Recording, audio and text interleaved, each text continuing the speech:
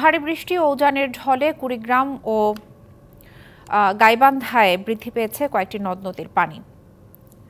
কুড়িগ্রামে তিস্তা, ধরলা ও দুধকুমার নদীর পানি বিপদসীমার উপরে প্রবাহিত হলেও ব্রহ্মপুত্রের পানি বিপদসীমার নিচে। নদী তীরবর্তী এলাকায় চর এবং দ্বীপ চরগুলোতে পানি প্রবেশ করছে, তলিয়ে গেছে কাঁচা সড়ক। তিস্তার পানি বৃদ্ধি পেয়ে রাজারহাট উপজেলার 2টি পয়েন্টে ভাঙন দেখা দিয়েছে। প্রবল স্রোতে বুড়িরহাট পাড়ের একটি অংশ দেবে যাওয়ায় হুমকির মুখে পড়েছে কয়েকটি গ্রাম। নগদের কাছে সব গ্রাহকই প্রিয়, তাই তো সারা দেশে ক্যাশ আউট চার্জ সবচেয়ে কম। স্থানীয়দের অভিযোগ, ভাঙন রোধে পানি উন্নয়ন বোর্ড এবং স্থানীয় সংসদ সদস্যের সাথে যোগাযোগ করেও কোনো ফল পাওয়া যায়নি। এদিকে নেত্রকোনায় সব নদ নদীর পানি বিপদসীমার নিচে প্রবাহিত হলেও উদ্ধাখালী নদীর পানি এখনও বিপদসীমার উপরে। নদীর পানি লোকালয়ে প্রবেশ করায় 8টি ইউনিয়নের নতুন নতুন এলাকা প্লাবিত হচ্ছে।